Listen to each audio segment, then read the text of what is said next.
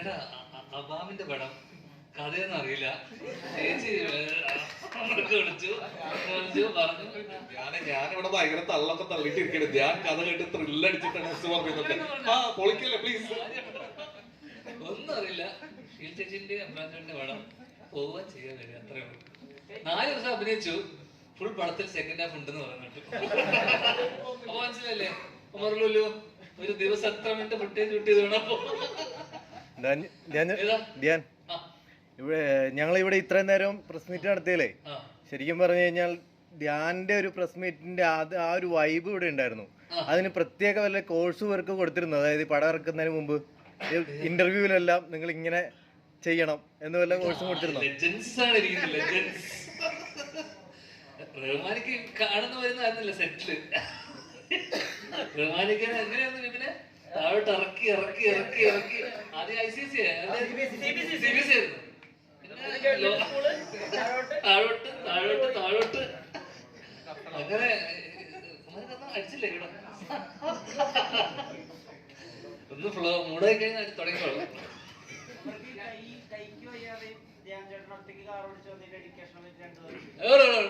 മതി മതി, നീ എന്താടാ.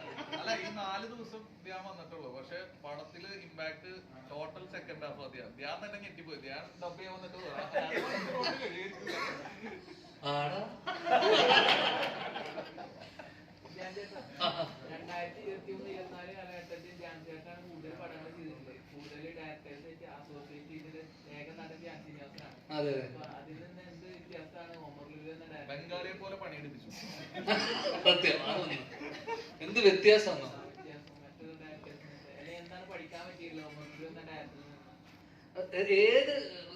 ഏത് മറ്റേ മോശ സാഹചര്യത്തിലും എങ്ങനെയൊക്കെ അത് തരണം ചെയ്ത് ഒരു സിനിമ ചെയ്യാന്നുള്ളതും, പിന്നെ ഒരു ആ സമയത്തല്ലേ ഇക്കന്റെ കേസ് നടക്കുന്നു, പ്രശ്നങ്ങൾ നടക്കുന്നു, അതൊന്നും തന്നെ സെറ്റിലോ അല്ലെങ്കിൽ ഒരു രീതിയിലും.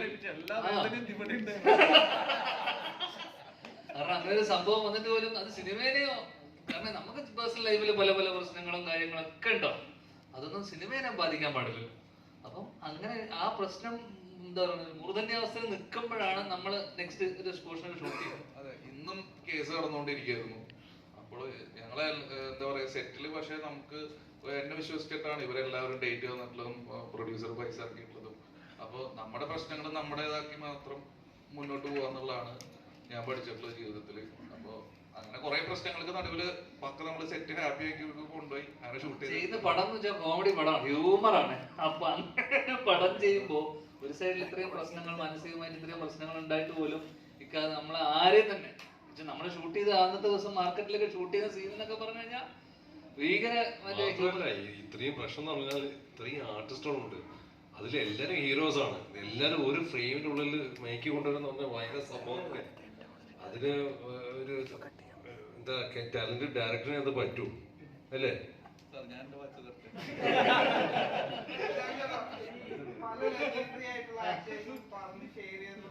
നമ്മുടെ കൂടെ വർക്ക് ചെയ്യുന്ന ഒരു കോമ്പിനേഷൻ സീൻസിലൊക്കെ കൂടെ വർക്ക് ചെയ്യുന്ന ആക്ടേഴ്സ് എത്രത്തോളം ഭംഗിയായിട്ട് അഭിനയിക്കും, അതോടൊപ്പം നമ്മുടെ പെർഫോമൻസും അപ്ലിഫ്റ്റ് ചെയ്യും എന്ന തരത്തിലൊക്കെ പറയാം. ഇപ്പൊ റഹ്മാൻ സാറാണെങ്കിലും ഭഗവാൻ ചേട്ടൊക്കെ ആണെങ്കിലും വേറെ ടെറൈനിൽ നിൽക്കുന്ന ആക്ടേഴ്സ് ആണ്.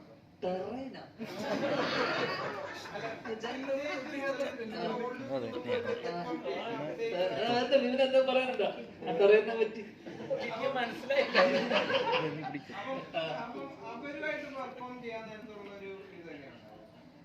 എടാ പക്ഷെ എന്റെ ഒരു എക്സ്പീരിയൻസ് കഴിഞ്ഞ കുറച്ച് കാലയളവിലുള്ള എന്റെ എക്സ്പീരിയൻസ് റഹ്മാനിക്കൊക്കെ ഇല്ലല്ലോ. അല്ല അങ്ങനെയല്ല ഞാൻ പറഞ്ഞ, നമ്മള് ഓപ്പോസിറ്റ് ഇവരോട് നിൽക്കുന്നത് തന്നെ നമ്മളൊരു ഭാഗ്യമായിട്ടാണ് നമ്മൾ കാണുന്നത്. തീർച്ചയായും. കാരണം നമ്മൾ ചെറുപ്പത്തിലൊക്കെ കണ്ട് എന്താ പറയുക നമ്മുടെ മനസ്സിലൊക്കെ തങ്ങി നിന്ന ഒരു മുഖമാണ് റഹ്മാനിക്കയുടെ. ഇന്നത്തെ മറ്റേ എന്താ പറയുക റൊമാൻറ്റിക് ഹീറോ ആണല്ലോ. അപ്പൊ ഇക്കന്റെ ഓപ്പോസിറ്റ് നമ്മൾ നിൽക്കുന്ന സമയത്ത് നമുക്ക് നമ്മൾ നന്നാക്കണം, അല്ലെങ്കിൽ നമ്മളെ നന്നായി ചെയ്യണം, നമ്മൾ കാരണം ആ സീൻ കുളമാവാൻ പാടില്ല എന്നുള്ള ടെൻഷനായിരുന്നു. ഫസ്റ്റ് എനിക്ക് തോന്നുന്നു എനിക്ക് ഭവനോട് കോമ്പിനേഷൻ ഇല്ല, എനിക്ക് ഇക്കയുടെ കൂടെയും ഇക്കന്റെ ഗ്യാങ് ബാഡ് ബോയ്സിന്റെ കൂടെയാണ് എന്റെ കോമ്പിനേഷൻ മൊത്തം.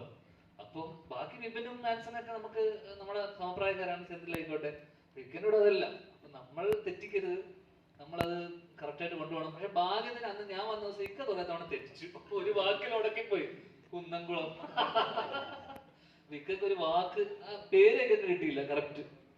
ഏതൊരു കുന്നംകുളം, കുന്നംകുളത്തിന് പകരം എന്തോ വിക്ക അവിടെ ഉടക്കി കുന്നമംഗലോ. അപ്പൊ എനിക്കൊരു ധൈര്യം വന്നു. അപ്പൊ നമുക്ക് സ്വാഭാവികമായിട്ടും ഇത്തരം നമ്മള് ഇതുപോലെ ലെജൻസിന്റെ കൂടെ വർക്ക് ചെയ്യുമ്പോൾ നമുക്ക് കിട്ടുന്ന ഒരു എനർജി വേറെ തന്നെയാണ്. അപ്പൊ നമ്മള് എന്താ പറയണ്ട, ആ സീൻ എത്രത്തോളം നമ്മളെ കാരണം എന്താ പറയണ്ട മോശമാവാൻ പാടില്ല. പിന്നെ ഇവരുടെ ഒരു എക്സ്പീരിയൻസ് എന്നൊക്കെ പറയുന്നത് ഭീകരമാണല്ലോ.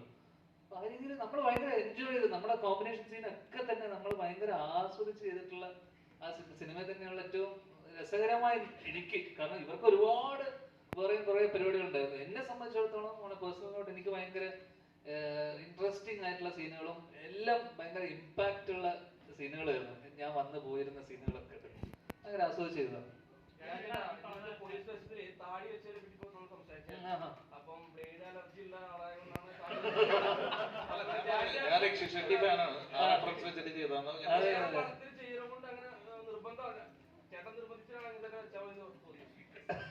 രണ്ടു മൂന്ന് പടം കണ്ടിട്ട് അല്ല ഞാൻ പറഞ്ഞില്ലേ, ഞാൻ ധ്യാന്റെ അടുത്ത് ചെന്ന വഴിക്കാണ് ഞാൻ പറഞ്ഞിരുന്നു താടി. അപ്പൊ ഞാൻ പറഞ്ഞത് ഇത് കുഴപ്പമില്ല, എനിക്ക് രക്ഷിച്ചൊക്കെയാണ് എന്റെ മനസ്സിൽ.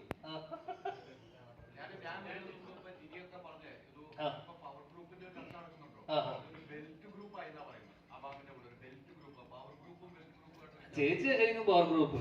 ഇവിടെ എത്ര ആർട്ടിസ്റ്റിനെ കൊണ്ട് ഇത്രയും ആർട്ടിസ്റ്റുകൾ വേറെ പടം അടുത്ത കാലത്ത് 2020 മിനി 2020 അങ്ങനെ നോക്കും അല്ലേ. ഇനി ഇവിടെ വരാത്ത ഒരുപാട് പേരുണ്ട്. അജു, സൈജു ഏട്ടൻ, രമേശ് ഏട്ടൻ. അപ്പൊ ഇതൊരു 2020 എനിക്കൊന്ന് ബാബാഞ്ചൻ. ഇത് 2020 ശേഷമുള്ള അതോ 2020 ആണ്. അപ്പൊ ഇതിനേക്കാളും വലിയ ഗ്രൂപ്പ് എന്ന് പറയില്ല എന്നെ സംബന്ധിച്ച്. എന്നോട് ചോദിച്ചാൽ ഇതാണ് ഏറ്റവും വലിയ പവർ ഗ്രൂപ്പ്. ഇതേ കാണ്.